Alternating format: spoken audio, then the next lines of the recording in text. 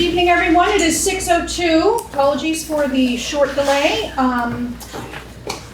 First of all, I want to thank the custodian, Tim, here at BUHS. I spilled my coffee on when I got out here, and he gracefully came and cleaned it up for me, so I wanted to thank him for that. Okay, so I am going to call the WSESD board meeting to order. This meeting is being recorded. That's me. The meeting of the WSESD will come to order. This meeting is a hybrid meeting, which means that some or all of the public body is meeting remotely and some are meeting physically in a previously noticed location where the public, bless you, may attend to observe, listen, and to participate contemporaneously. Please note that while we will strive to provide means for those attending remotely to participate in the public comment period, there may be... Are we supposed to still not be hearing anything? We can't hear anything. I don't think they can hear it.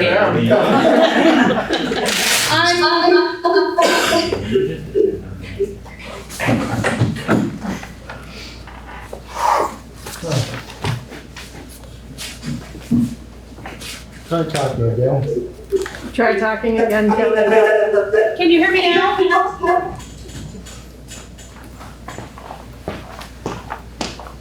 It's very unclear. You're gonna cut off. So I'm tired, so.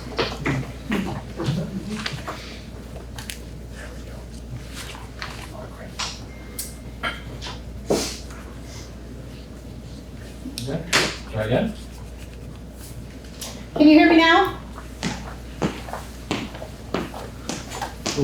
Can anyone online hear me? Oh.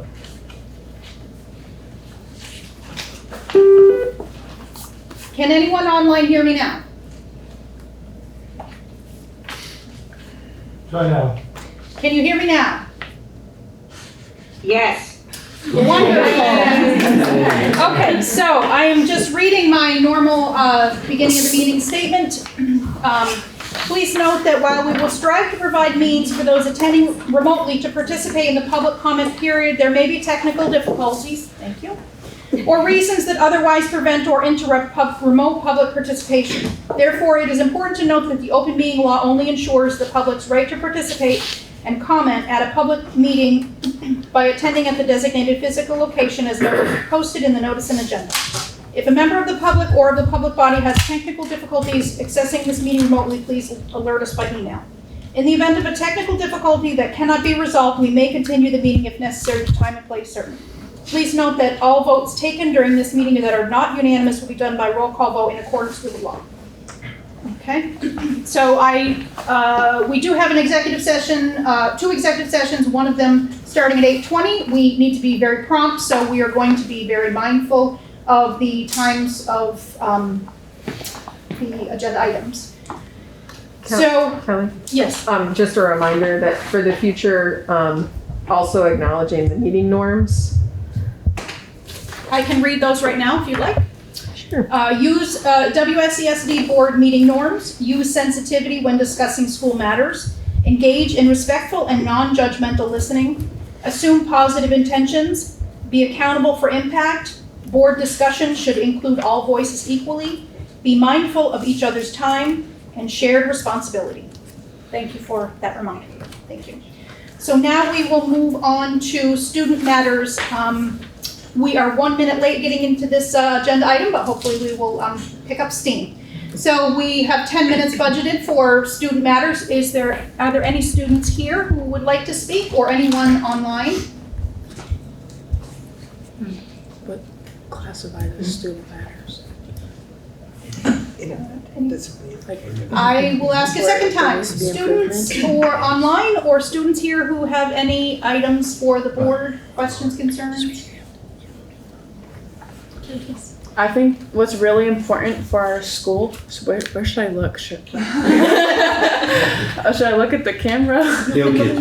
So what I think is really important for our school is that I noticed that students have the lack of awareness when it comes to not only their own awareness, their own self-awareness, but like other like cultural awareness and everything. Like for people who don't know me here, my parents are deaf, and so at school, like a lot of people imitate sign language in like a not respectful way, and yeah, it's like it's just upsetting. And like of course I'll like respectfully like educate them on like why like I feel offended and why it's not right for them to do it, but it's like really important that we can engage people's cultures in every single class we have.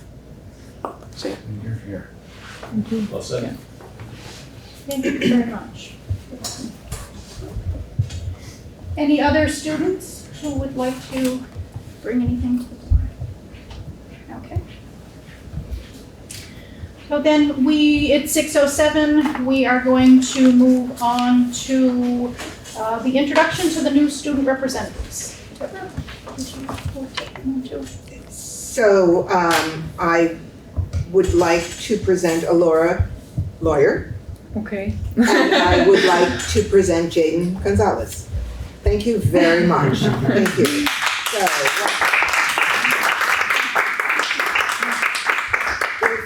if either of you would like to take a couple minutes and introduce yourselves, that would be great if you feel comfortable doing that. I could do it, but like I'm type nervous. That's right. You can do it. You can be uncomfortable, you can do it. Okay, hold up. I gotta hype myself up real quick, you know? Ooh, shucks, okay. Safe phrase for real. Do I stand up? You can do it either way, however you feel comfortable. Okay, I'm sorry. You're gonna say okay. Alright, hello, my name is Jaden Gonzalez. Nice to meet all you guys. I'm excited to be a part of this because I get to help my community inside and outside of school. And I joined this because I wanted to make a change to the school for the better. I grew up in a place where violence was always out, and we had metal detectors, we had police officers everywhere. And I don't want this for the school, and I want this school to be better, and I want the upcoming new students that are coming to the school and the current students for the school to feel safe and have a good place to come to for the school year, and not have to be, I guess, afraid or worrying about what's going on in school, or have to be, I guess, scared of their school life. Great. Thank you. Yeah. Good job. You're nervous at all. I was very nervous. My heart was pumping on my chest. I'm a lawyer, and I'm very happy to be here and be a part of my community in like a way where I can really be like hands-on, and not only as a student but as a student representative for the board in my school, and just all the schools in the district. And something I really want to achieve is like having like growth in our community, and like growth in awareness, growth in respect, and just like transform overall. And I will also like, when I'm like engaging, interacting with anyone, like I always try to make sure like that they don't leave me without learning something. And so I just hope that like me being here, that everything will be like even more impactful, and not just for the individual I come across, but for the districts, like, or this district, and like all the like, different schools that they're impacted as well. Yeah. Thank you. Welcome.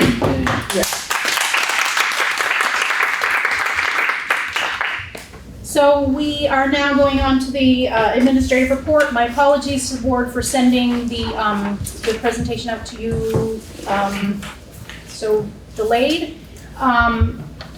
We have 20 minutes budgeted for that, and then 10 minutes for questions after that. And so if there are questions after this, maybe we can put this on the next agenda if we have an opportunity to go back through things and revisit and follow up next. So, Mark? Okay, thank you. Yeah, so we have a number of folks who are going to chip in with this presentation. But the purpose of the presentation is to share with the community how we go about creating a continuous improvement plan or action plan, and how that creates a cycle for a school year. I'm going to touch upon the 6 sections of the presentation and then turn it over to Paul and Whitney. But in terms of identifying a action plan, the first step is identifying the data. After identifying the data, what are the root causes of the data? How do we communicate that to multiple stakeholders? Next would come the development of our goals. After goals, we develop action steps to meet those goals. The 5th section, differentiation. How do all of our schools differentiate for their needs under the umbrella of our action plan? And then lastly, how we monitor and adjust throughout the school year as we're working towards meeting our goals. So that's the overall framework. And then we'll get into some of the details. There's a ton of data in this presentation, so you're probably gonna wanna surf it later on, and maybe we can come back to it. We'll try to be as succinct as we can. Sure. I'll talk for a little bit, Michaela will talk for a little bit, I'll talk some more, Whitney will talk, and the principals will talk. We're trying to be as quick as, sort of efficient, put it that way, as efficient as we can. So what I'm gonna do is give you a little bit of a sort of grounding, a background. Most of you know this information. For those that don't, the slideshow is there, and if I go too fast, I think we'll get it for time, I'm gonna have to go too fast. You're welcome, you sort of go back and have a look at it, ask your questions, potentially subsequently. Our use of a, oops, maybe I can get that out there. Our use of a continuous improvement plan is out of both statute and direction from the Agency of Education, State Board of Education. SBE Rule 2000 requires that schools and school districts go through the process of continuous improvement plan. And I'm going to talk a little bit about what that planning looks like.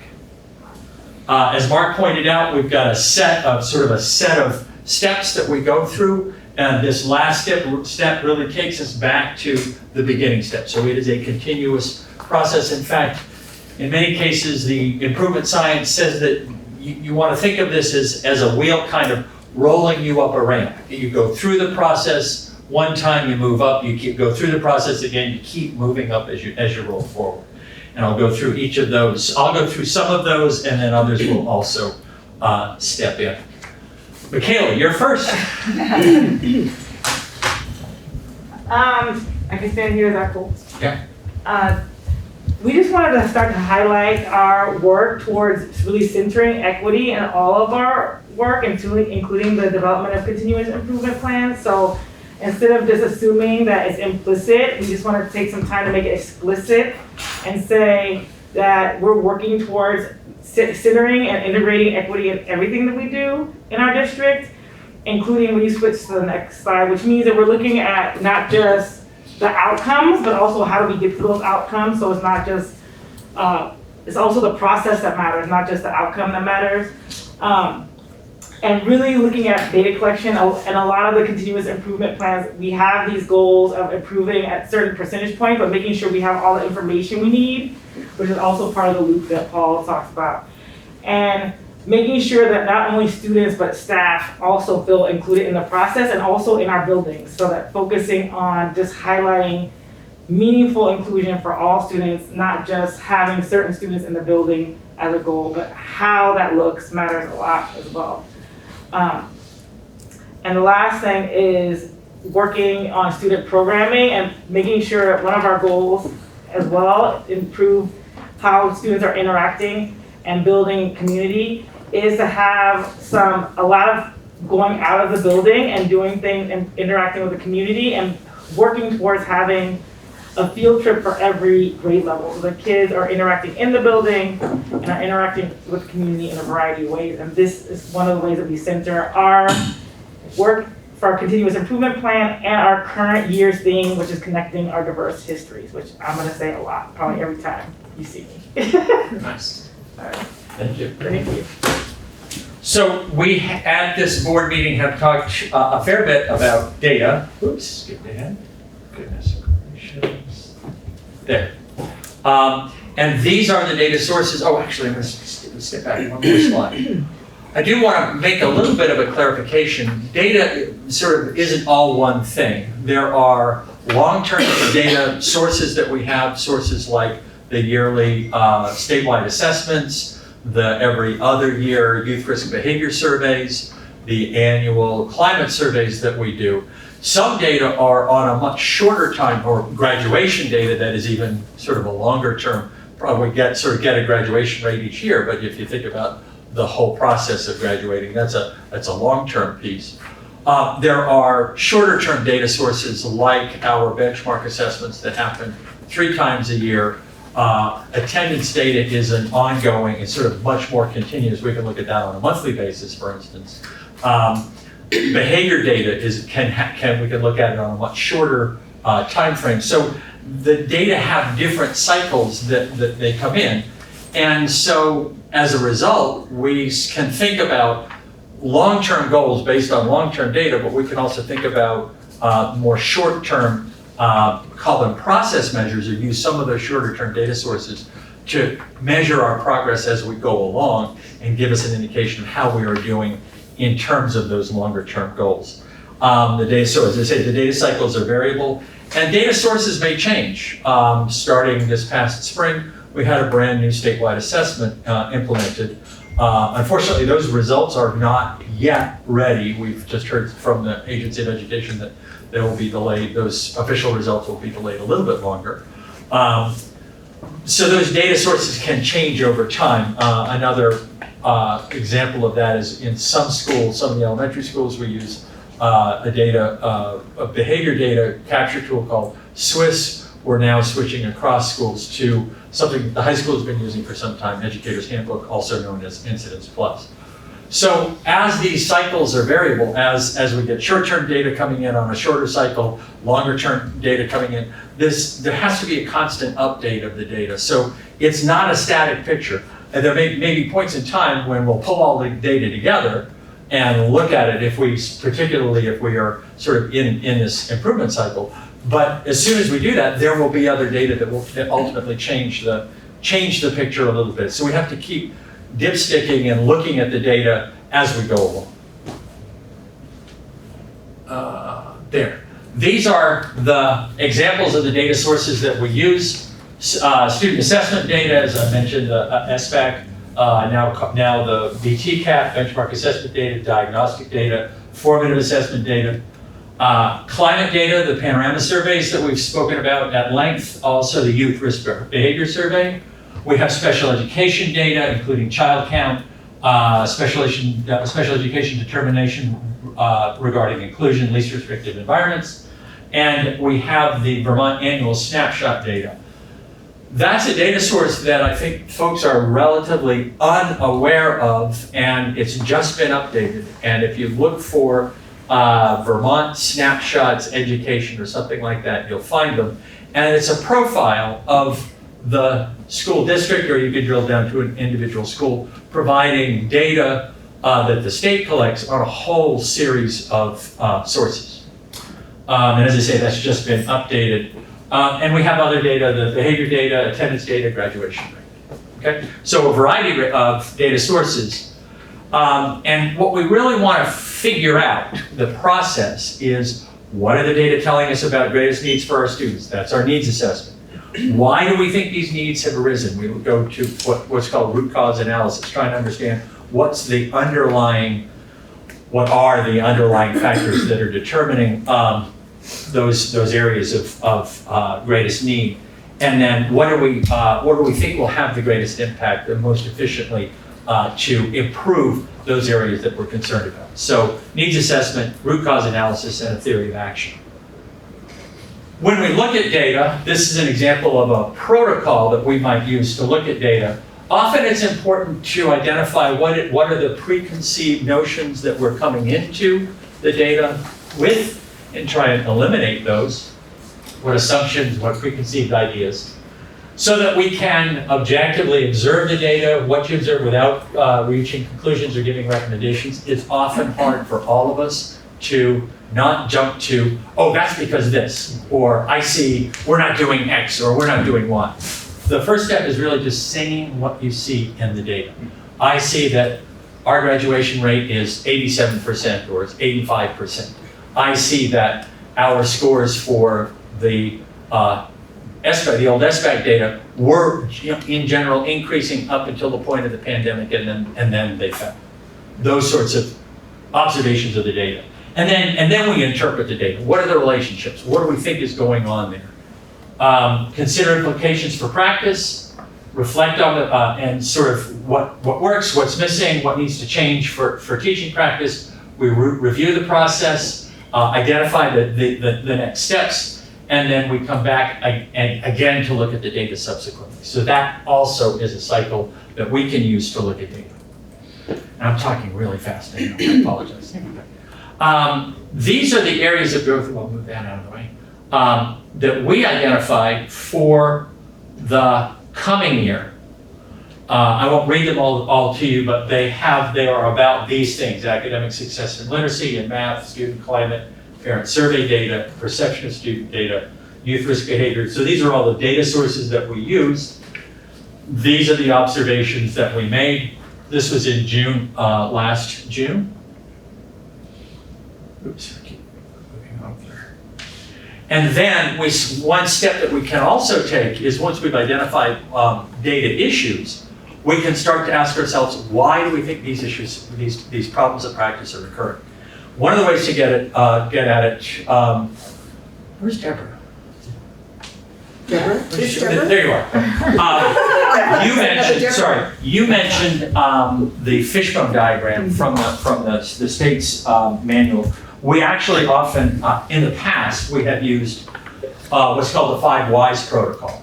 And here's an example of how it might work. And this is not, we've identified the problem. This is how you would go about identifying factors that are contributing to the problems that you're experiencing.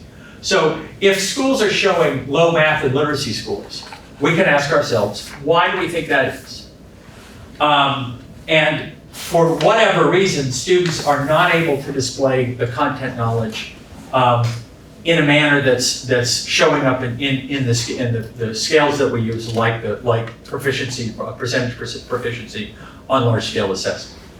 Well, why do we think that is? Perhaps students don't have that sufficient content knowledge, or perhaps the test is not eliciting, the content knowledge is there, but the test is not eliciting that content knowledge. Well, if it isn't, why would that be? Students are not familiar with the testing system, including skills needed to record responses, typing literally the manual pieces of doing the testing. Or students are not sufficiently motivated to do well, perhaps not possess stamina, work habits, perseverance, etc. So those, and I'm not saying any of those are true or any of those are not true. This is just the process that we would go through, identifying potential ultimate reasons, root causes. Well, if students don't have the sufficient content knowledge, why might that be? Well, it may be that there is not sufficient intervention outside of core instruction for those students who are still struggling and not able to fully access core instruction. Or it may be insufficient core instruction. Something is happening in the core instruction itself. Why might that be? Is the curriculum not aligned to the standards that we're testing? Is instruction not aligned to the standards? Or perhaps this one, I actually have added this one recently. Students are unavailable for instruction. What we determined coming out of the pandemic was this was a large contributing factor, and likely continues to be because of the absence of students during, particularly younger students, during that critical time. Unavailability, I haven't got it filled in, but unavailability might also be engagement. Not all students are feeling engaged in the work of school. And then we can go into a number of questions about why is that. This is sort of a process, so you can see this is a process for trying to dig down as far as we can. The truth is there is never going to be one single cause. There are going to be a whole lot of factors. But we can identify what we think are the really critical factors, and that's the basis upon which we move to the next step. Okay. We draft goals. Where should we focus our efforts so that we are getting at root causes? One place to start, and again, the board has seen this. This is part of the work that we did last June. Portrait of the graduate. Vermont has identified these very long-term, very large-scale goals for every student graduating high school in Vermont.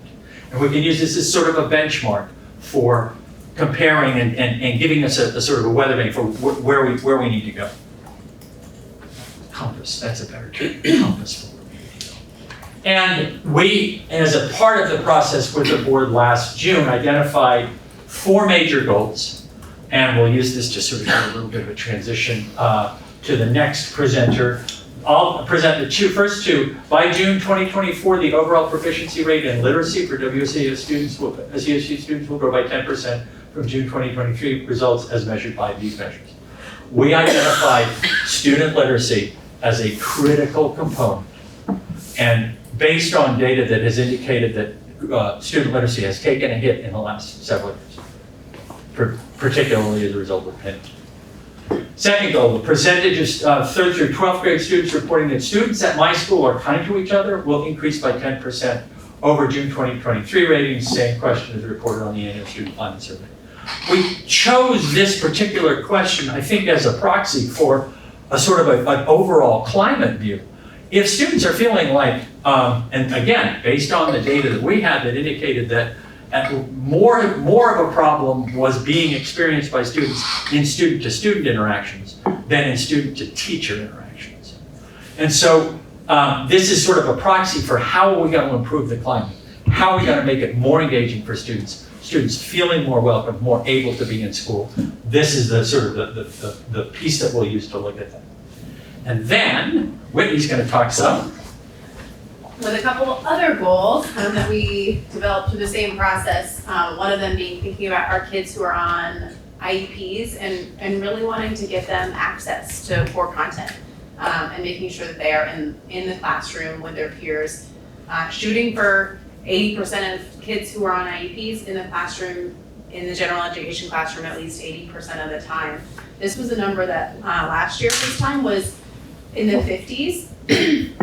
And there was a lot of work done over the course of last year, and we saw, a pretty dramatic increase in, up to 72 in the spring of this year. A lot of that was around the models of what special education looked like at the high school specifically, and so there was a ton of really intentional, dedicated work around that, but we still have, some ways to go, so recognizing that as well. And then the last goal of increasing graduation rates for our VUHS students to align with the state average of 87%.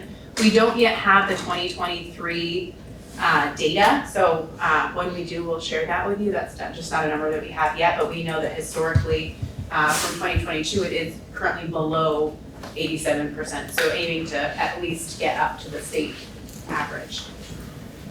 So can I just confirm that means that goal of 87% would mean a 13% dropout rate? So that would be moving from the 17% where we are now to the 13%. Is that correct? Yes, depending on the cohort rate that you're looking at, they calculate 4 years and it used to be 5 years, but 4 years and 6 years. Mm-hmm. Okay. It's not necessarily 13% have dropped out, just 13% didn't graduate. Okay, Maybe qualify that, 13% did not graduate.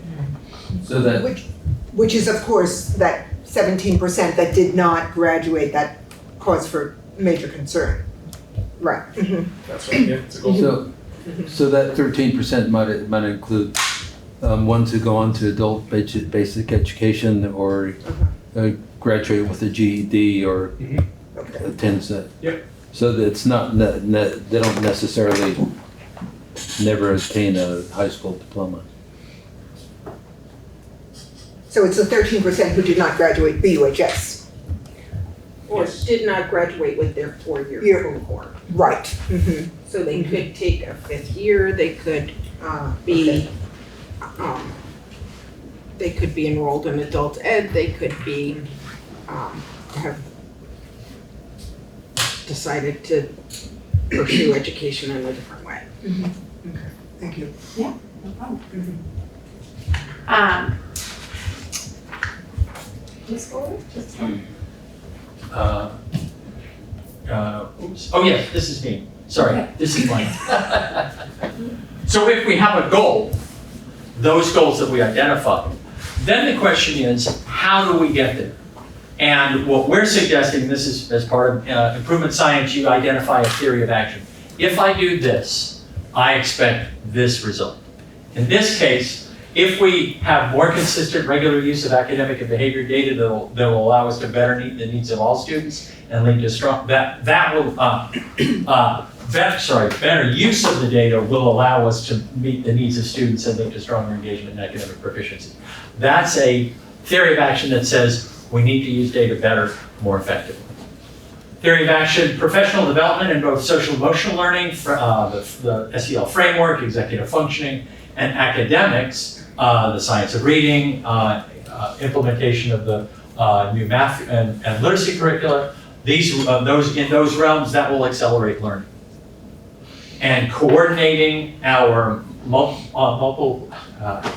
multi-layers systems of support and EST processes across the district will strengthen and allow better access to core instruction. So we're seeing these as drivers. Better use of data, more professional development, more effective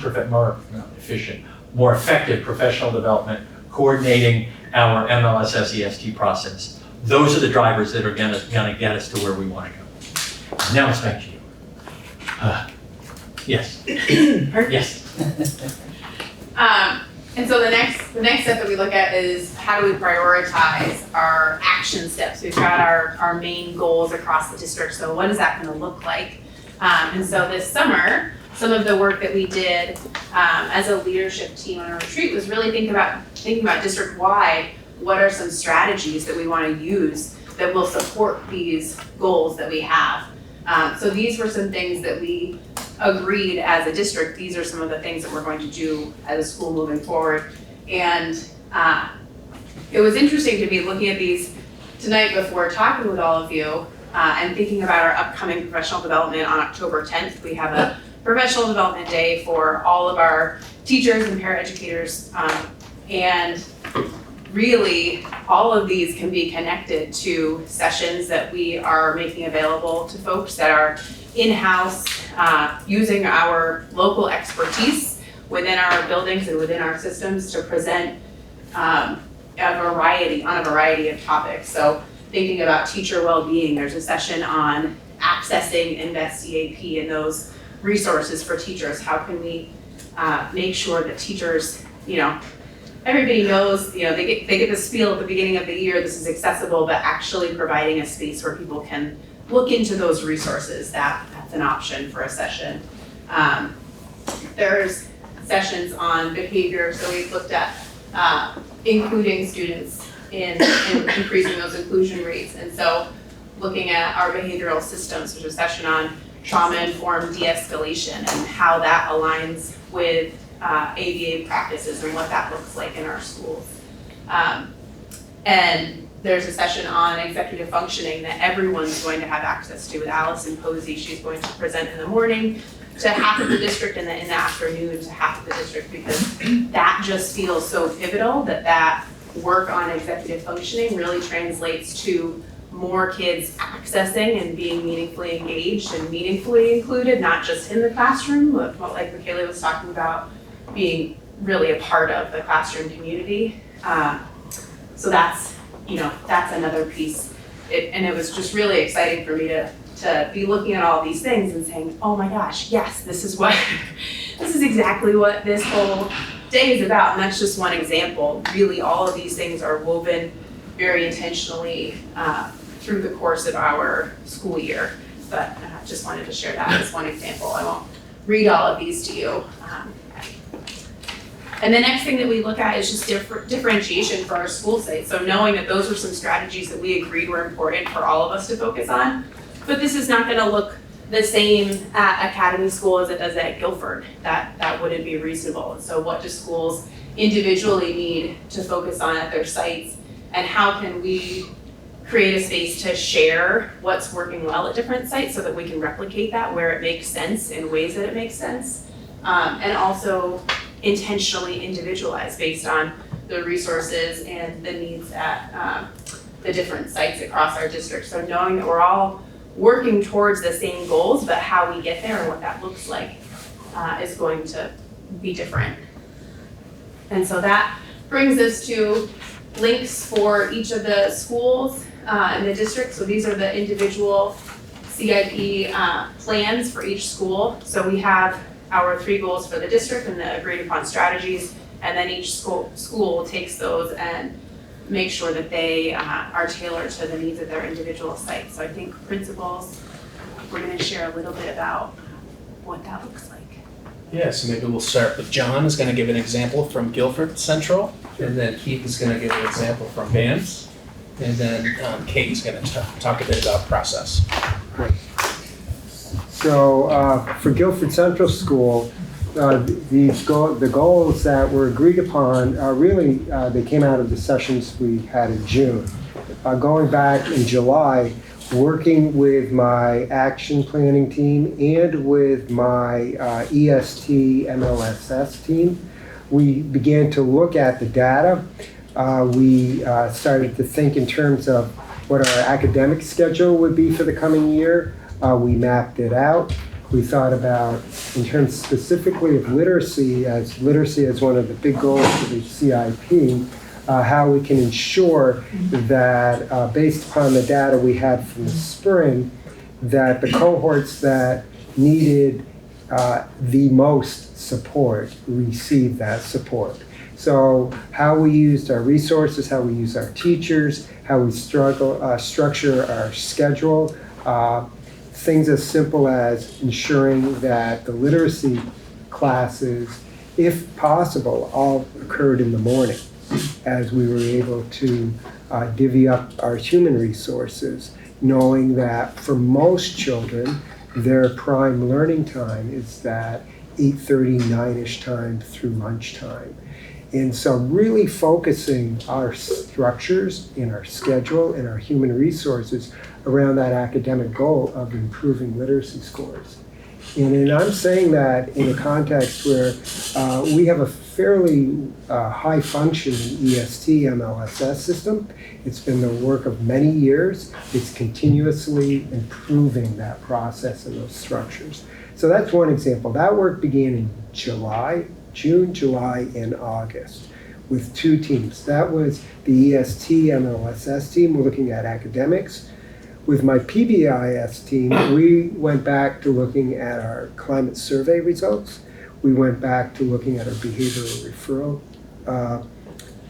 referrals that we have for the year, coupled with going back to looking at our team notes. Each one of our teams from pre-K through 6 has weekly team meetings. We have access to all of that data to be able to look at. Thinking in terms of what needs to be done with our overall school climate.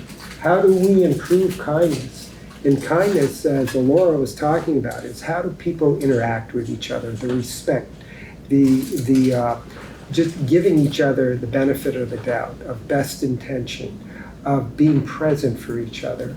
And for little kids, that can be as simple as 2 children passing in the hallway and one says hello and the other doesn't. That is unkindness. Or on the playground, recess is an incredibly important part of elementary school. And so who do you play with? And if you're new and you want to enter into a game, how do you do that? And are you received in a warm fashion? So inclusion on a very nitty-gritty level. So our PBIS team looked at that data. We have done a number of things. We've done everything from restructuring our recess schedule from 2 recesses to 3 recesses, breaking down the cohorts, ensuring we have enough adults on each recess that they can help facilitate interactions among children. Very simple stuff. We're implementing a new SEL curriculum this year, second step. But it's an updated version, and ensuring that how that's being rolled out, we have classes up and running now, and how those lessons get carried out throughout the week, to things like looking at, again, our MLSS system and core curriculum, coupled with interventions. And we know, by and large, who's going to need special social skills groups or play support groups.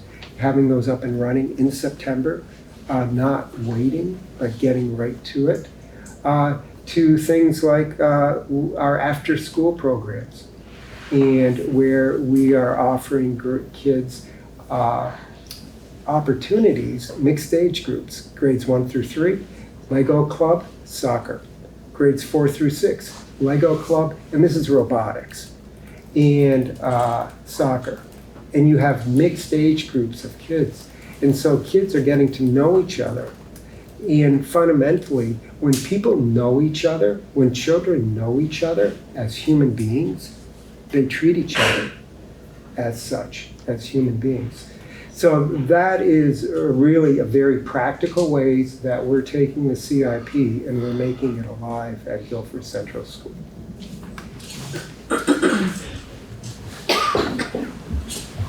Hi, everyone. I just wanted to share some of our story is similar to John's in that we, at BAMS, we have a leadership team. So our leadership team, our primary goal is to create our school's action plan, monitor its implementation and update it and make sure that we're carrying it out. And so we met as a leadership team in the summer and created a draft. That's the first link. And that, the top right here, it has, yeah, you can show it briefly. It's still we're coming back Thursday and actually working for the morning. We're getting some subs and our leadership team's gonna continue to work on this. But we built it around 3 major areas: safe and healthy schools, multi-layered systems of support, so academic proficiency, and then social emotional learning. So there's 3 major categories. And so we drafted out, students at BAMS will report, can you scroll back up? Will report increased sense of safety and connection at school. So we drafted up different action steps and how we might measure that. And so we went through that, and it was great work on this one day. We drafted what we think is a pretty good document. But it's really incomplete, that document, in that a lot of eyes haven't really seen it yet. It hasn't been shared in a broader way. But so we started that, and again, we're coming back Thursday to go back through this and have different eyes looking at it. And then there's a second link there, Paul, the additional MLSS goals. So we decided we wanted to go deeper into MLSS and how to improve our systems at BAMS to support our kids. So we decided to create a handbook. And so it's a simplified guide for staff to be able to refer to. A little history behind this. In the spring, the SU asked our teams to fill out an MLSS survey and self-assess where we think we are as a school. And if you scroll down, Paul, just a little bit, that survey covered, it's not loading, is it? Oh, yeah.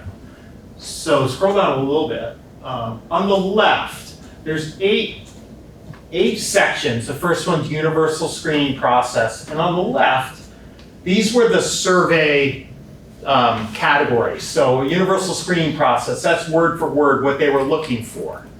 Screening tools, variety of data. There's 8 sections here if you were to scroll down through. Progress monitoring and all these key components of a good MLSS system.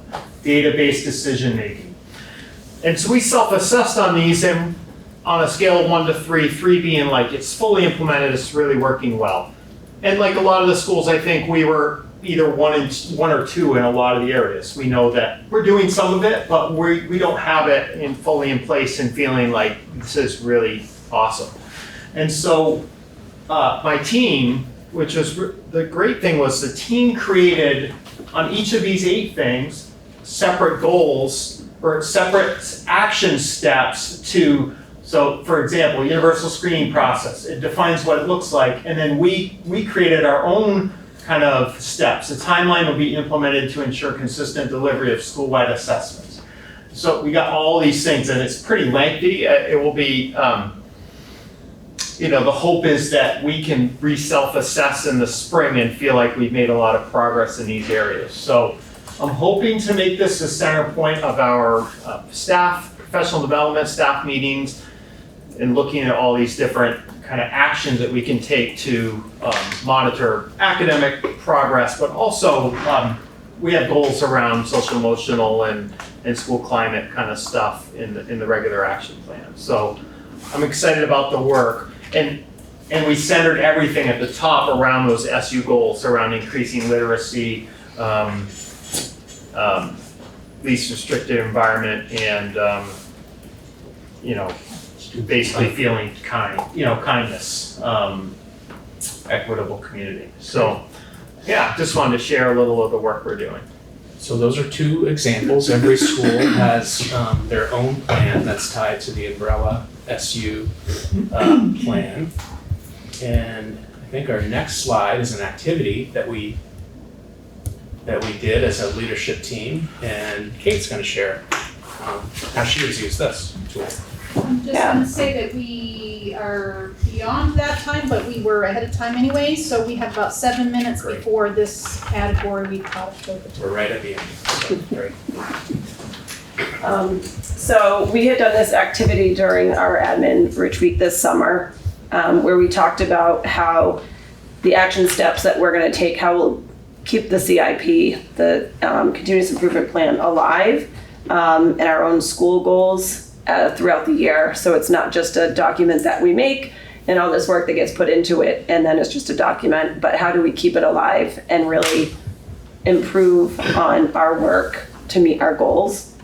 And so we talked about as groups action steps that we've already taken to kind of share that CIP, how we'll keep it alive, and mapping out our staff meetings throughout the year. So specifically for us at Green Street, I know we had developed our school goals in the spring. And so when the district CIP was developed, it was beautiful because they aren't identical, but they're similar and they match up. And so the first staff meeting that I used, we went over those and we talked about that as a district admin team at really communicating what these are. And so just connecting with our goals with the CIP of the district and how the work that we do at our schools is going to impact those. I even referenced, because when you're in an elementary school, having been at the high school, knowing that there is a direct correlation between the work we do at the elementary schools and the dropout rate. So the work that we do, it's all connected. So even though that's a high school level goal, it is a district goal and we have an impact on that. I also did some outreach to families, and in my family welcome letter made clear what those district and school goals are, and in the weekly updates that I give families, they're linked there continuously at the top so that they are aware of those, and something that I will bring up in our first leadership council meeting as well, so those are clear there. Just feeling like families should be aware of the work that we're doing and why we're doing it, so that they have a connection to that. Other work that we've done to keep it alive, we talked about team meetings. So staff have weekly team meetings. They have monthly extended planning meeting time, and making sure that our templates and our work that we do in those meetings are directly connected to the action steps that we have to meet our goals. And the committee work, we have 4 committees at our school specifically, and we have had each of those committees, their first task was to come up with their goal and purpose and make that connection to the school and district CIP goals, so that it's really just ingrained in everything that we do and we're always talking about it and coming back to it. And then throughout the year, finding opportunities to look at data and progress and see how we're doing. And I think it's really just important that referencing the work that we do in staff meetings is the why. Everybody needs to know the why behind what they're doing, including kids. And so we need to know the why behind what we're doing and how we're going to get there. And I think that's it. That's great. Super. And then the last slide is simply, we talk about that cycle of our work. That's all right.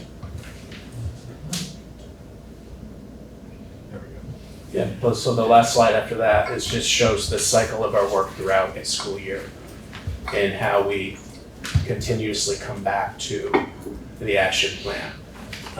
In our board presentations, every single presentation that we'll be giving this year is tied directly to the action plan.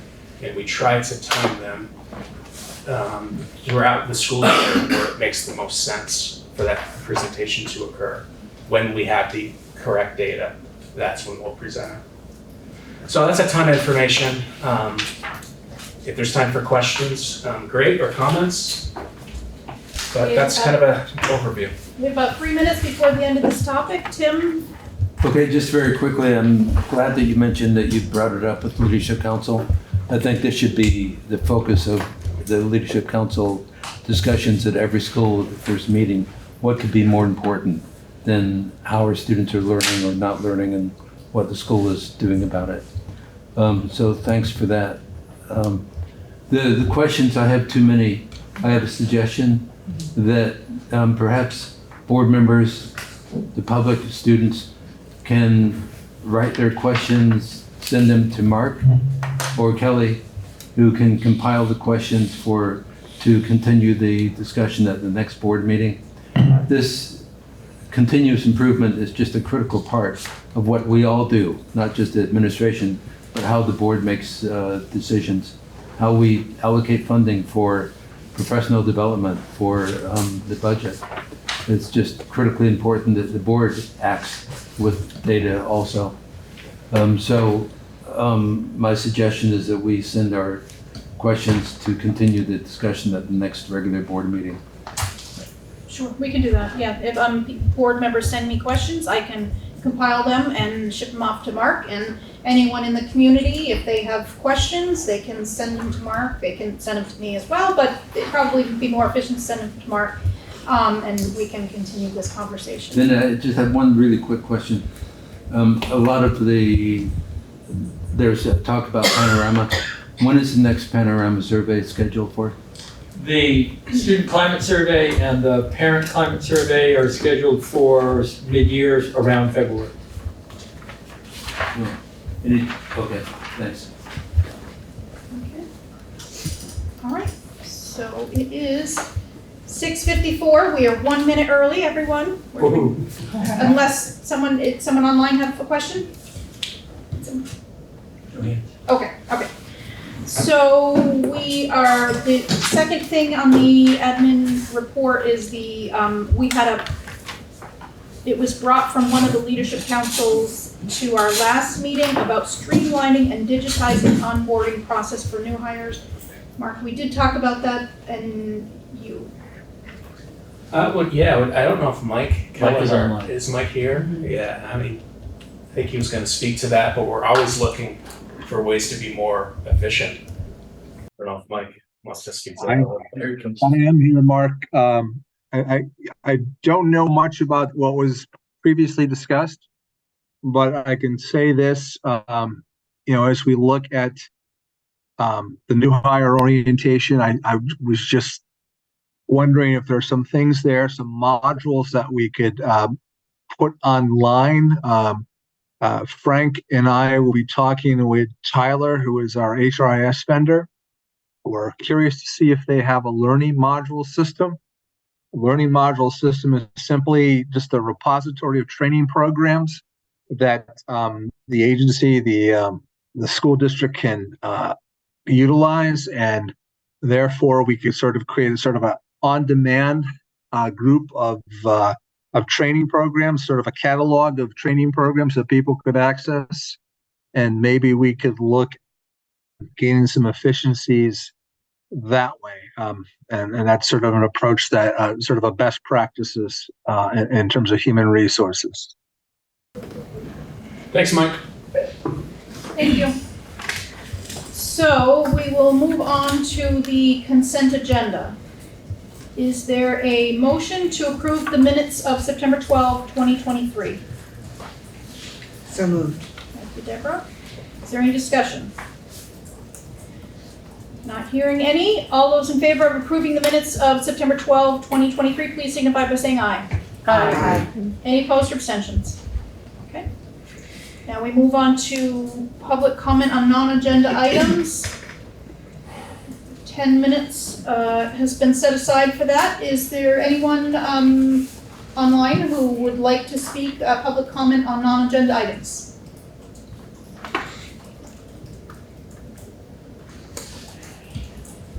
I'll ask a second time. Public comment, non-agenda items. And going a third time, public comment, non-agenda items. Hearing none, we are moving on. Okay. So now we go to unfinished business, the sexual abuse investigation. I was hoping that Attorney Goddard would be able to respond to us, but she is apparently unavailable for a few weeks and has not provided us the information that we need in order to determine what to provide to the public. Is there anyone who would like to speak to that?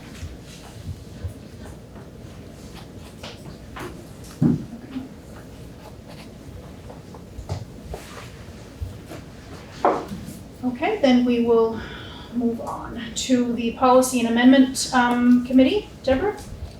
So the Policy and Amendment Committee presents for a second reading D1, personal recruitment, selection, appointment, and background checks. So that means it is a 10-day period, and it will be presented again at the next board meeting. We invite comments, suggestions. We certainly encourage everyone to read this policy carefully with the anticipation that at the next board meeting, we will be presenting it for approval. There is a hand up on. There's a hand, yes. Okay. The Justice Law Collaborative. There's a hand up, a Justice Law Collaborative. I assume that you are in regards to the previous. Yeah, thank you. I wanted to ask for clarification. Does that mean that the report is completed and you guys are just waiting on like talking points for the public, or is the report still in progress? Things are still in progress. We were hoping to have something to share with the public, but Attorney Goddard had some personal issues that she needed to attend to. I believe they were planned something. I'm not going to go into it any further on that, but and so we have not received what we need in order to share with the public. So we were hoping to have something, and I anticipate she's a busy attorney during her regular work time, and so I don't have anything else. And as it should be understood that we are not in direct contact with her anyway, so we would have to go through our attorney, and so there has not been anything that we can share with the public, unfortunately. Okay, thank you. Thank you for asking for the clarification. Mindy, did you have your hand up? Hi. Just wanted to know if you have any kind of date or projection of when she's coming back and might have that? I don't. I mean, I don't. I really don't. I mean, I can certainly try to get better clarification on that. It's possibly at least 3 weeks, but since I have not been in direct contact with her, I'm going based on information that's been relayed to me, and based on whatever it is that she is occupying her time with during this time period. I don't know if there's, I mean, I can't hold her to a particular date, so unfortunately, and I hope that it's understood by the public. I think we all, the whole board, I think I'm going to speak for the board, and I think they would agree that we understand the desire to have some sort of a response, some sort of an answer, and it does not make us happy to have to say that we don't have anything for you. So that's. Clarify, you mean 3 weeks from now? 3 weeks more from now? No, We're not doing it. I have nothing for you this evening. So I will continue to reach out and see if I can follow up to see if I can, if Attorney Goddard will be available to provide the board with something. But I don't have anything for you this evening. And my other question is, when you do, will you notify the public in a way that's clear beyond just posting the meeting agenda? Will you notify the public that this is the time that you're going to present information from the abuse investigation? And also, how will you do that? And are you going to make it available as a published document in some way? Well, some of those, some part of that I can answer, and some part of it I can't answer because I don't know what we're going to get from Attorney Goddard. So, but I take the suggestion on making sure that it's clear to the public that, I mean, this is stayed on our agenda because it's an important issue, and we want to make sure that it's clear to the board, clear to the public that the board takes it as a serious issue. But I will, if I'm hearing your suggestion on making it clear that tonight's the night, if you want to, you know, or this is the place that you can obtain whatever information. That's a great suggestion, and we will take that into consideration to make sure that we are being responsive to the community as best we can. Thank you, Mindy. Thank you. Robert. I just want to say that I think that when we are making an agenda for that meeting, when we have something to communicate about this, that we can just put, it won't say sexual abuse investigation update, you know, it will say like sexual abuse investigation report findings or whatever the word is. Mm-hmm. And as the communications council, Ruby and I can make sure to highlight that when we make the postings about the meeting on Facebook and share it out to the groups, and hopefully people will pick up on that wording in the other places that it's posted, like the town offices and newspaper. Okay, thank you very much. Okay, we are going to move on to the status of the PCB testing district-wide. Mark, is that something that you can speak to?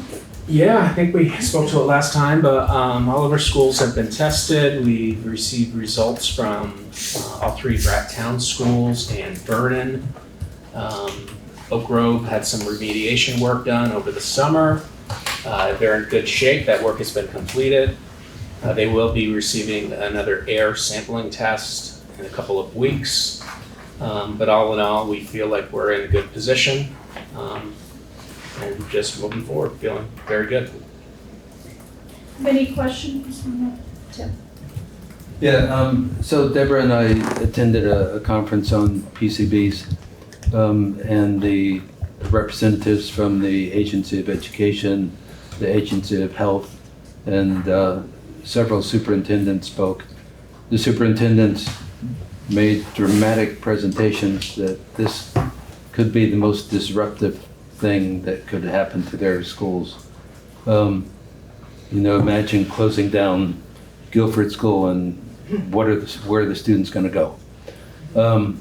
So my first question is, the state had a template for a letter to be sent to the public, to families, telling them about the testing that would be done.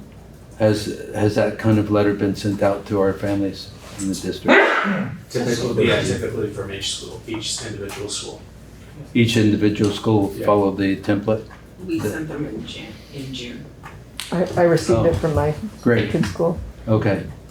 And are we going to find out, the problem is with schools that had construction before 1980, are we going to receive information about how many of our school buildings were built before 1980? Can you tell us that now? I think likely all of our schools were built before 1980. And, okay, so PCBs, are in construction, electrical equipment, and you're confident that there won't be any reports of PCB problems in our schools, in those buildings built before 1980? I mean, I can't predict the future, but I feel confident based on conversations that I've had with Frank and Robert Clark. Yeah, we saw what happened at Bellows Falls High School, for example. They had to close down the gym. So I would be very surprised if Oak Grove was the only school that showed problems with this. But we'll see. Is there any idea about when the testing results will all be completed and communicated to us? No, there's not. We just had a communication last Thursday with a gentleman from Health Department, and there was no indication of when those results would be shared. Okay. So, on the same topic, I'm just want to hear this very clearly.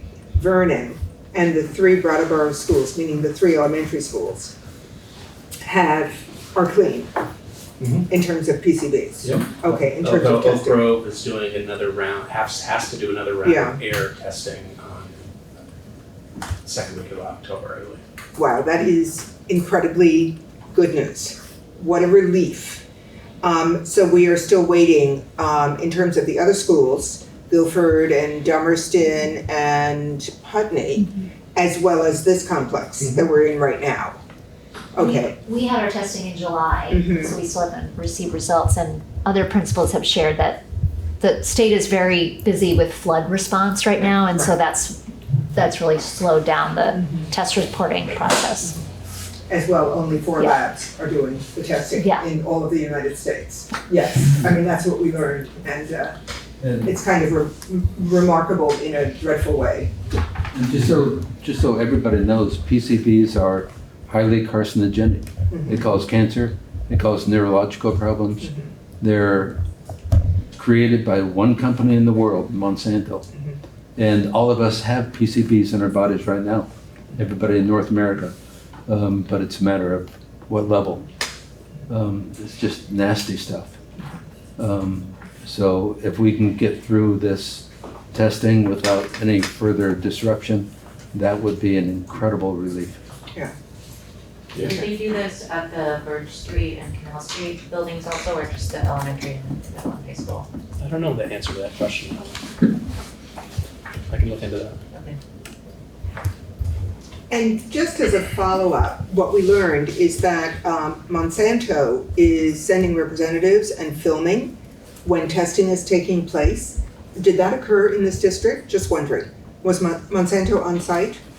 They were on site at Oak Grove during remediation work. Okay.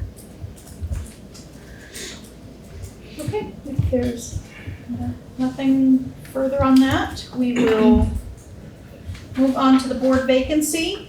As many people know, we have a vacancy from the town of Brattleboro. And we've had that vacancy since June.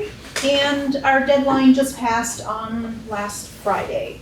We've received multiple responses. I will be forwarding those responses to the board members and then also to the Brattleboro Select Board, and we will coordinate a time at an upcoming board meeting to make that decision.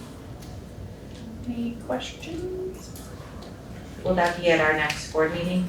I'm hopeful, but we have to coordinate with the Brattleboro Select Board too, so we'll have to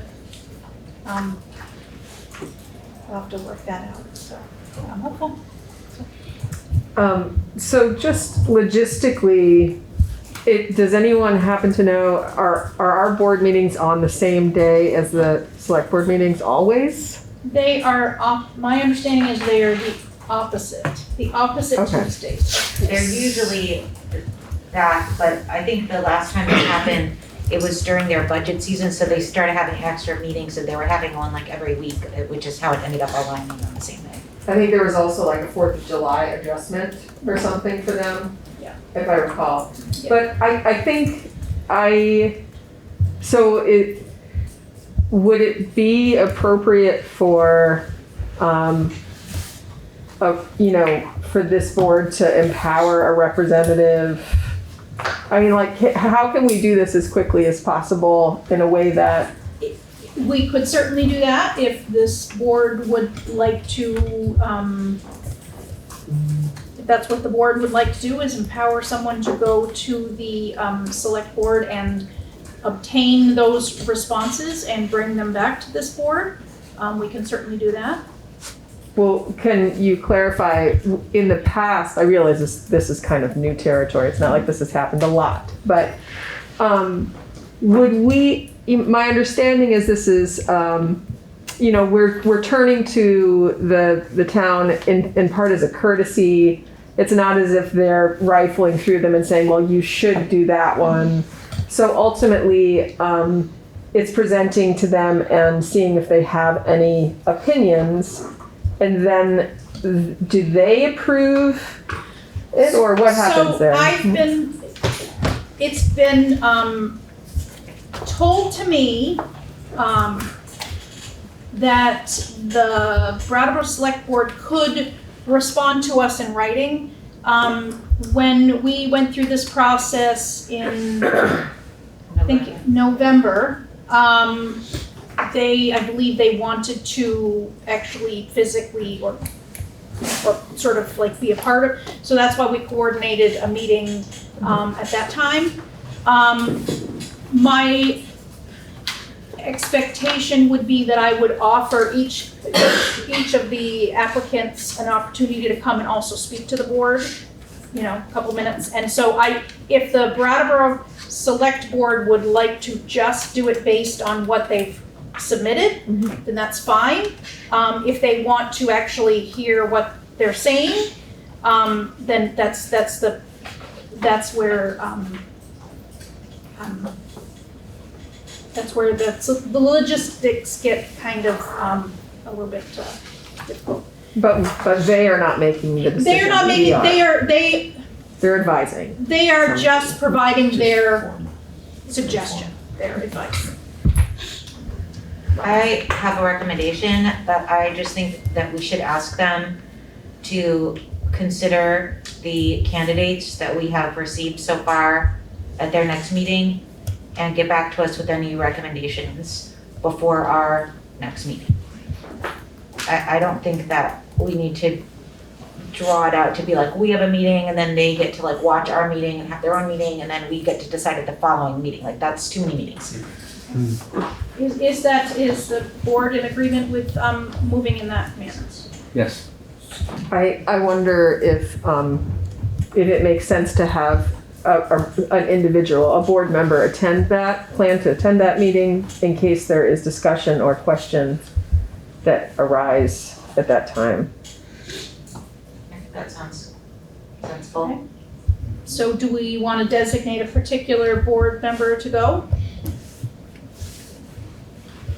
Does anyone want to volunteer?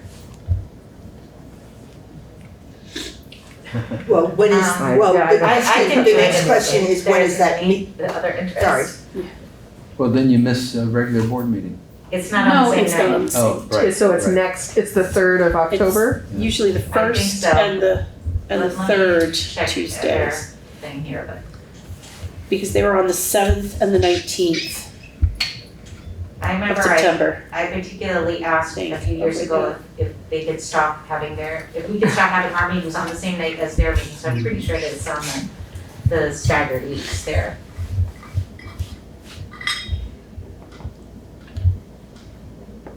Just a little history. The only reason that we're doing this is because of an antiquated law that existed when the school board was part of the select board. It's, The school board was never part of the select board. well, they reported to them. No. No. No? No. Separate. I stand corrected. Say correct. So, have you figured out which is it? Their last meeting was, like Kim said, it was on the 19th. So, it should be next week, would be the following one. Okay, so the Third. looking at next year. Okay, so the 3rd. So is there a board member who would volunteer to go to that meeting on the 3rd? I can go. Okay, thank you. Is everyone in agreement with Robin going? Do we need a motion or? It's not. Okay. All right, so Robin has volunteered to go to that meeting. I will send along all the candidate information and ask that they consider it and get back to us before our next meeting, and that Robin has agreed to attend and hopefully answer any questions they might have. May I ask one more question? Of course. Are the names of and the information not going to be shared publicly in that meeting? Well, it was my understanding that it was confidential, but I do believe that the Brattleboro Select Board did put it on in their online. How is it confidential though? Aren't we gonna like ask the people to come to our next meeting and like say something about themselves? I feel like this is supposed to be a public process. Well, them coming and speaking, I guess it wasn't clear to me the last time that it was public, and since it was potentially human resources level, I didn't know. I would assume. I mean, they can have, if they wish to, they can have a conversation about the applicants in a private session, but the names of who the applicants are, I think should be public record. So their deliberation might be privileged in some executive session, but our deliberation will. Well, any discussion that they have could also. I mean, I'm just trying to understand the process and have clarity, because we do have, however, I don't know who the candidates, the people who've come forward, but if the first that the world knows about them happens to be in a discussion that only Robin's having with the select board, and something is said that is untoward, that would be unfortunate. And so just having clarity about how that information will be first coming to the public. I mean, it perhaps, since we are going to be inviting them, perhaps there's a press release that says these are the individuals, here are their statements. I mean, could you just name them at this meeting today? I would have to go through my email. There are multiple people. That's good.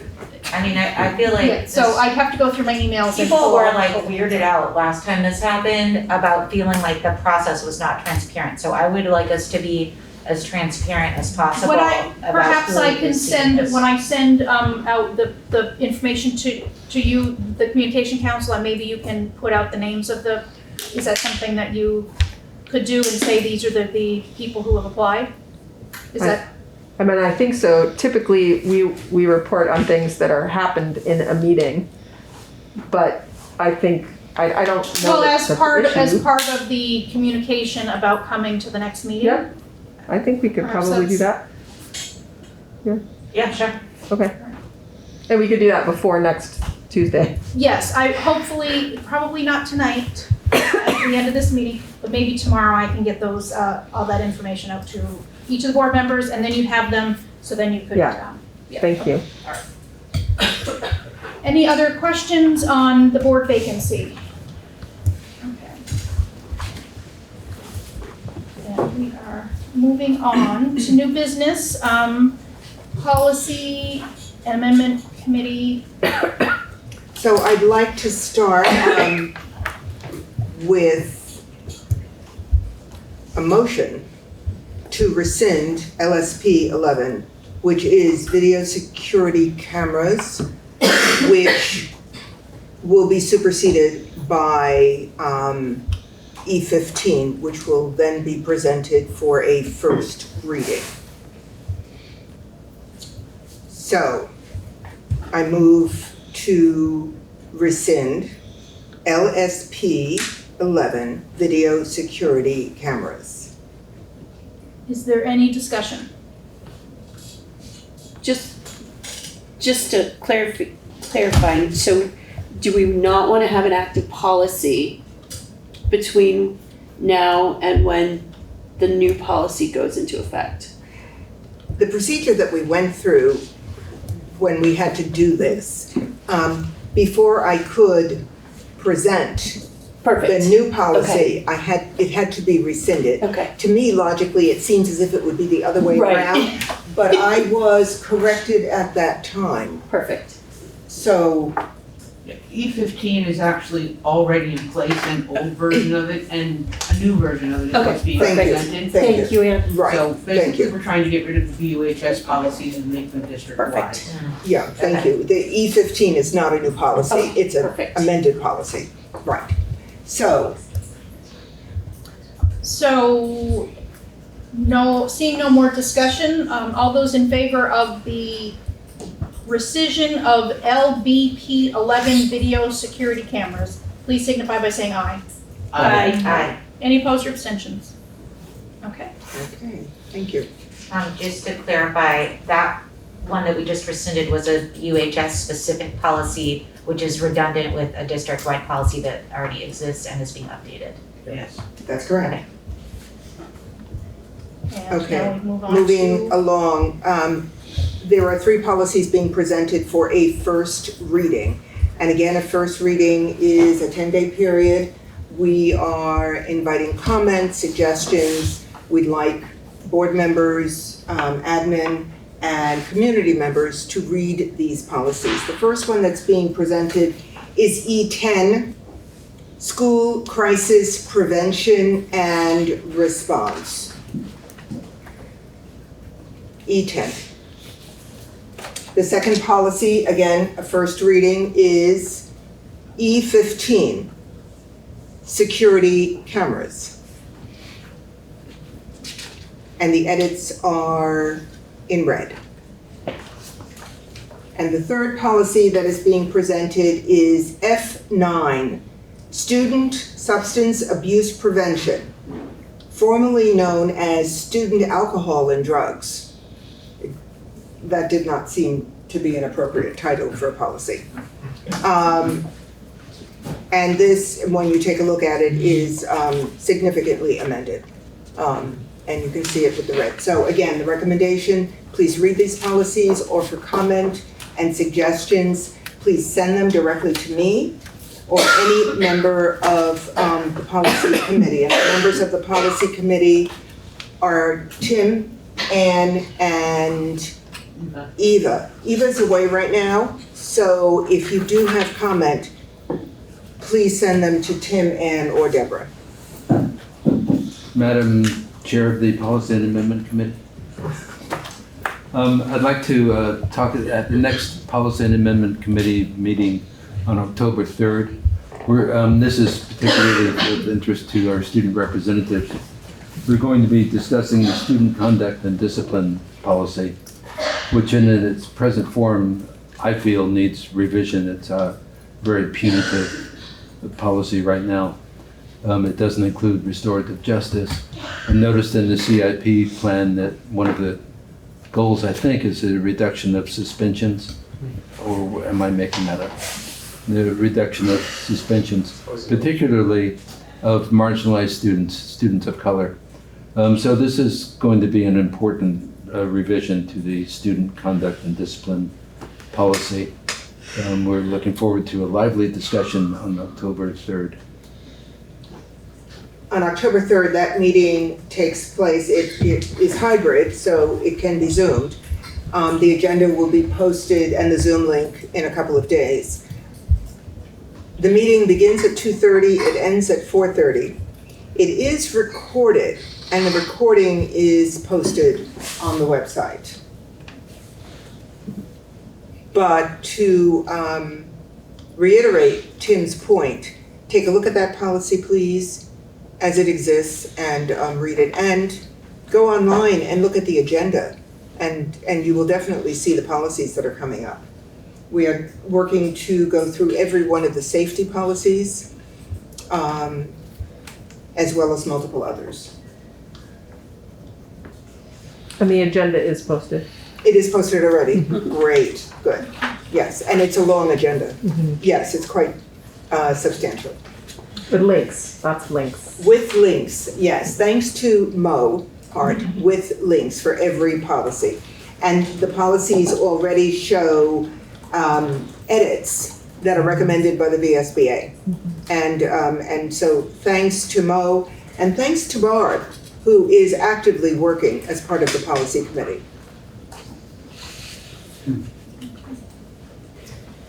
Okay, so we are moving on to Board Matters Training, Leadership Council updates, stipends for participating staff. Robin, that was your...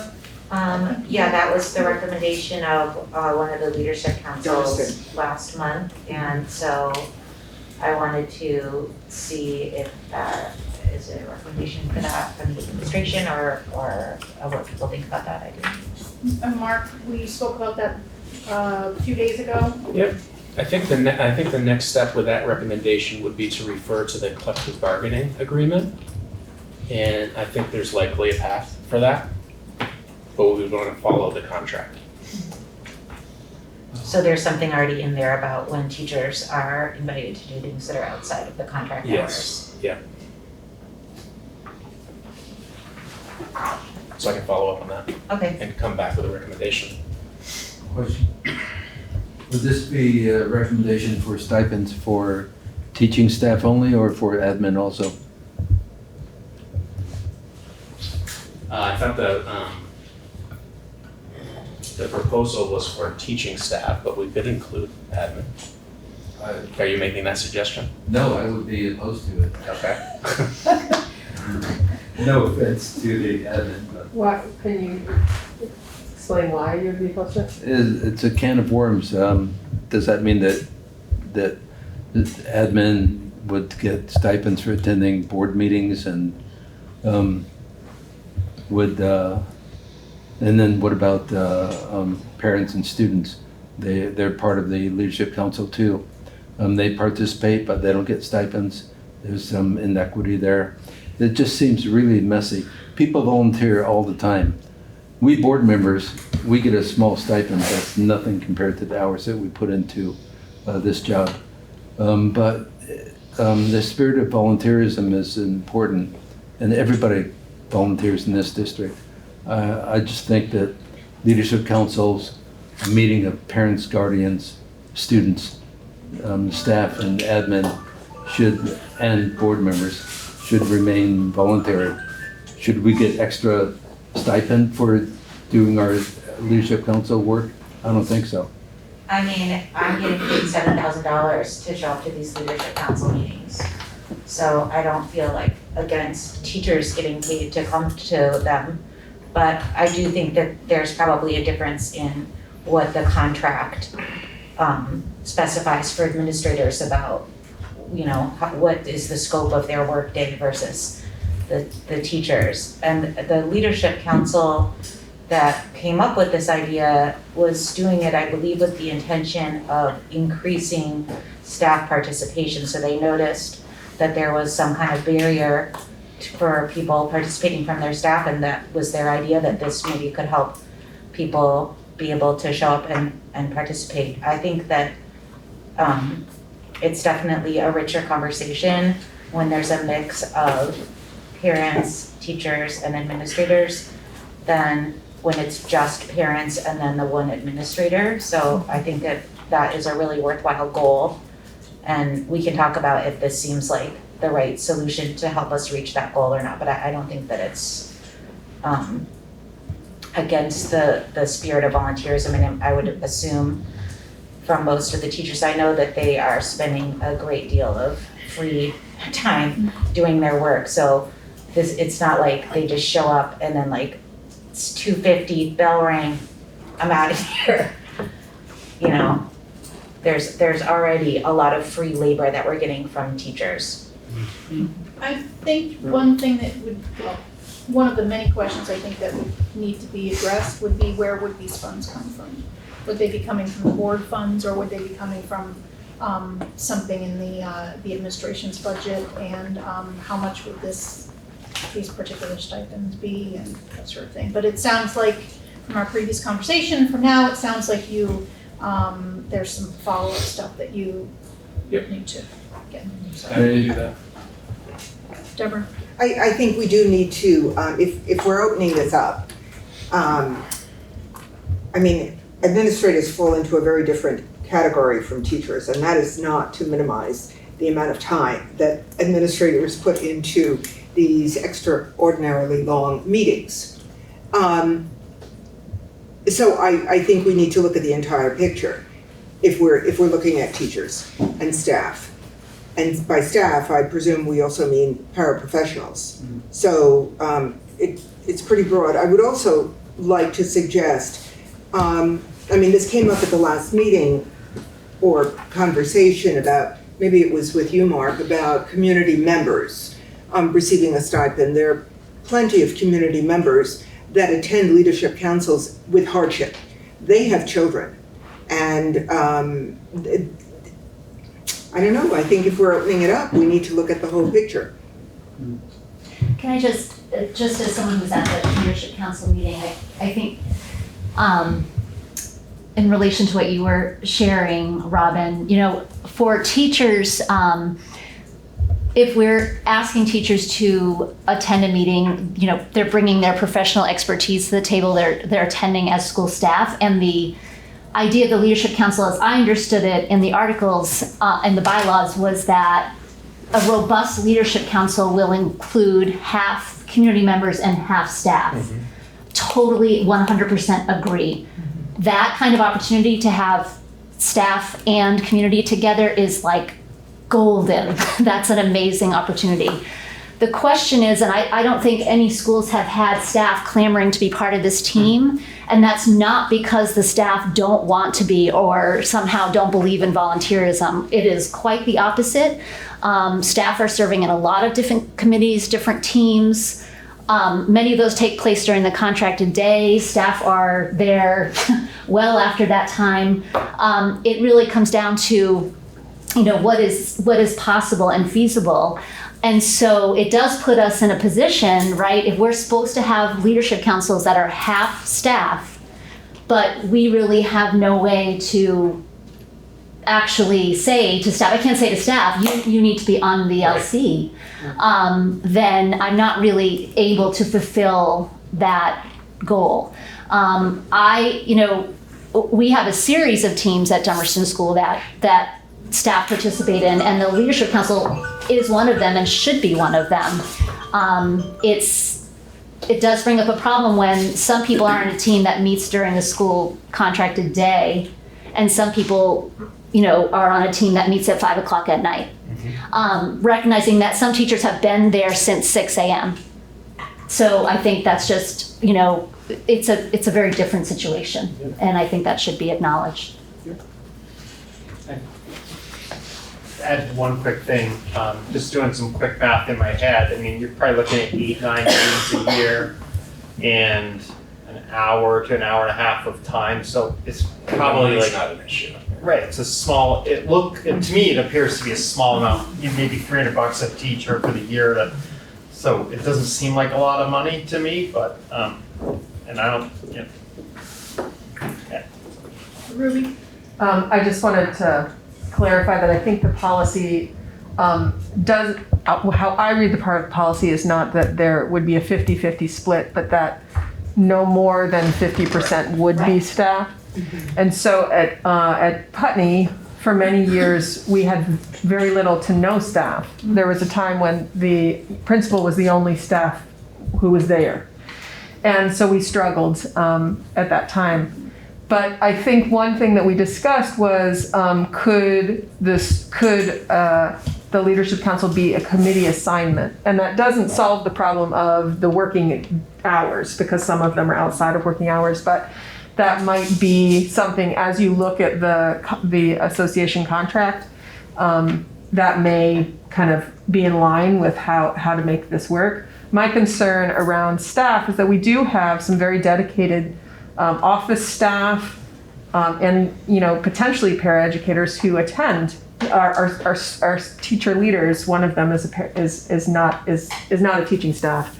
So I feel like it does raise an issue of inequity potentially that I don't know the solution for. And I understand the rationale for compensating teaching staff in this way, but I do think that I can see a non-teaching staff coming and feeling like, what am I doing here? I don't think the intention was, it was all staff, all staff. Yes. That was it wasn't just teaching staff. At the Dummerston? Yes, it would be any staff member. Okay. Yeah. Sorry, I misunderstood that. Yeah. But the paraprofessionals do they have a contract with things like this in it also? Yeah. Okay. Deborah. Go ahead, Deborah. Well, I think something needs to be done because there is one school in the district that does not have a functioning leadership council, to my knowledge. And we really do need to stir the pot and stimulate interest in, not that money does the trick, but it might make it a little more palatable. Yeah, right. Tim? It's a small point, but I think 1 or 2 annual meetings ago when the public voted on stipends for the board, they also voted for compensation for childcare. I think that if staff get a stipend for attending LC meetings, they should also get a stipend for childcare. That's not a new thing, but that's been offered in the past at various schools. You mean, just to clarify, I thought where you were going was that there would be a budget for childcare for leadership council meetings. Because I think that in addition to staff, I think that there are parents who, whether it's a budget for pizza and their kids are in the corner playing at the library, or there's someone who is providing childcare. But the issue that I know the Putney Central School Leadership Council has struggled with is there is no budget. There isn't one. And many years ago when there was a different chair, when this was raised, that chair said, you have expenses that are traditionally that you do, go ahead and do them, we'll make it work. But I don't know where that money comes out of. And that's never been dealt with to my understanding. I'm very confident we can make that work. Right. Yes. Can I just also throw out there, we have high schoolers who are fantastic with kids and would be happy to volunteer if it was set up in advance where we could have a program where they could get community service hours. I was gonna say, and we even have an early childhood program, so I'm sure some of them would be. Yeah, can I comment on that too? Yeah. Because I'm in that class, and one thing I've noticed about it, and my sister did it, I know a lot of people who's done it, and what I've noticed is that it's female dominated, and I feel like something that we should teach in our community is that childcare is important for everyone to learn, no matter what your gender is and where you're where you're from, what your background is. It's I feel like childcare is so significant for our for not only our earth but for all living beings on earth to have a good and healthy and safe future. So yeah. Need a Laura, everybody. And Laura, just so that you know, diversity, equity, and inclusion is our focal point for professional development at the Career Center. Was last year, is this year, will be again next year, and probably ongoing for a number of years. And that's one of the things we look at is what's considered non-traditional students being equitably included in classes that they might not otherwise take. So it's a work in progress is what I'm saying. Yeah. We're not there yet, and we're not there yet as a country either. So it sounds We'd like to be like, first. Mark will come back to us with some other information, and it sounds like an ongoing conversation, so. May I So- ask a question about leadership councils to Mark? Yep, sure. When are you intending to, when there was a time, sometime October-ish, that you present like a reassignment? Yep. When do you have that? Do you have a plan for that? That would be the second meeting, SD meeting in October. Thank you. Yep. Can I ask one question? Sorry. Just because it's on the topic of LCs and some of the feedback that we've had and wondering how we're going to get is the information that we put on our monthly board reports for LCs, the questions and things that come up. What is the process for the board looking at that information, and how do we get responses back to those questions? Can I address that? The very issues that we're raising right now, several of them came out of the Dummerston Leadership Council, and they were put on that report. And as a board member, I raised the issues. I think it must have been at the last meeting. And I know Tim very often comes in with issues coming out of BUHS. So we are, and I believe Robin made this point at the last meeting, or maybe it was in an email. So something is mentioned at a board meeting. Now what? Does it just get forgotten, or are we going to address it? And so that is exactly what we're doing right now. We are addressing those very issues.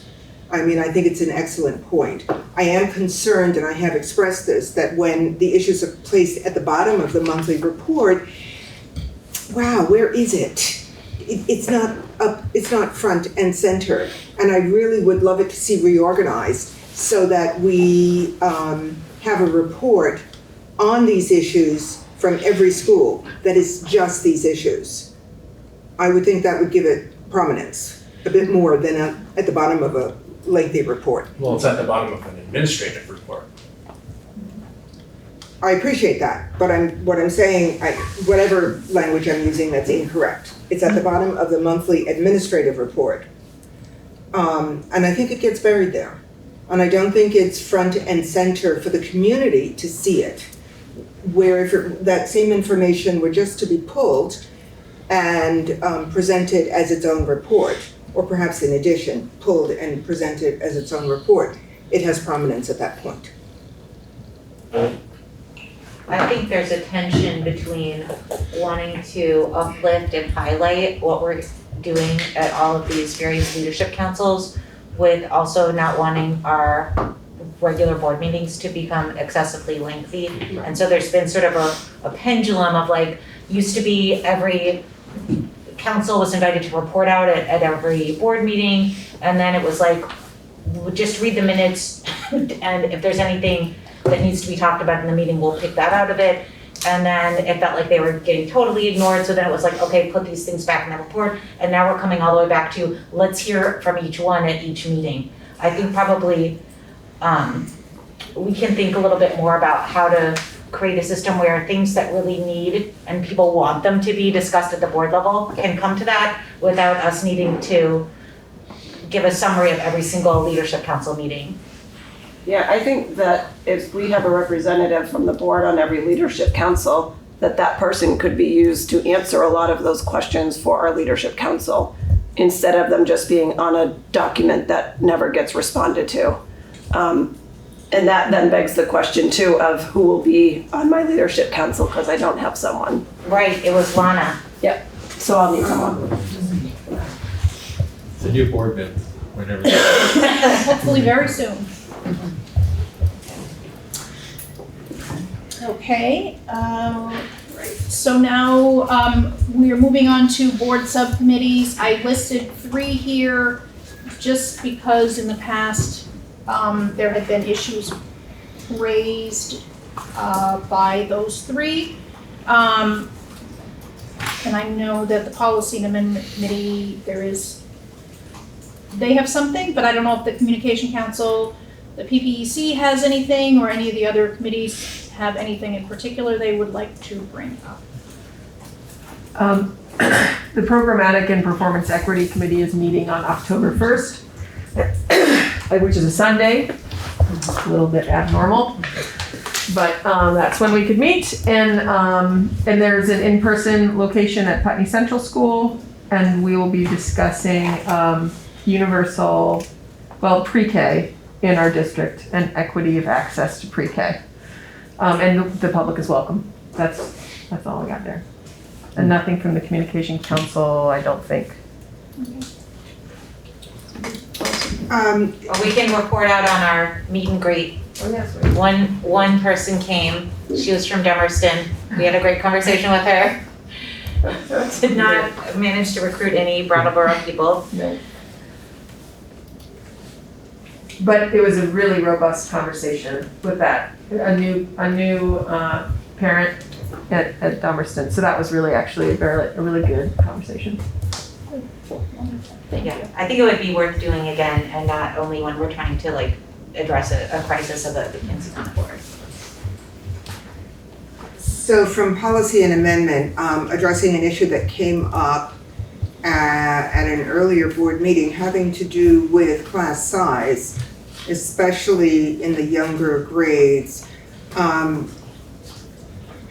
And if you look at the agenda that has been posted for the next policy meeting on October 3rd, I did put down class size policy for us to take a look at it. I don't know that we're going to get to it on October 3rd because we have a backlog of several policies that are on hold, as well as continued discussion about G8, which is CIP, Continuous Improvement Plan, and whether that policy should even exist or not. And that's proving to be an interesting conversation, certainly as a follow-up to today's meeting. But just to let you know, it is, and once I put it on the agenda, whether we get to it at the next meeting or not, it stays on the agenda until we do get to it. So that's what I'd like to report. Any other board subcommittees? It's not really a subcommittee. It is a leadership council, but the regional advisory board for the WRCC met last week. And I wanted to report that enrollment is up from last year. We have a new program in aviation. And Nancy has just established 11 different advisory boards to the different programs, which you might have seen in your inbox with all of those meetings next week. This is a huge undertaking. It's brand new. And thank you.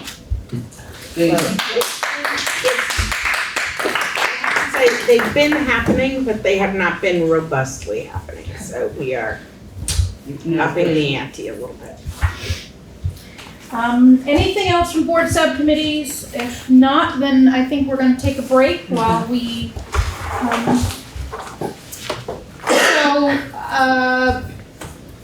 Hearing none, we will take a break from 7:50 to 8 p.m. and I'm going to see if we can arrange to have our visitor for our executive sessions arrive earlier. So we are taking a break. Okay, so it is 8:01. We are back from our break, and the last two items on the agenda are executive sessions. There will be no action taken.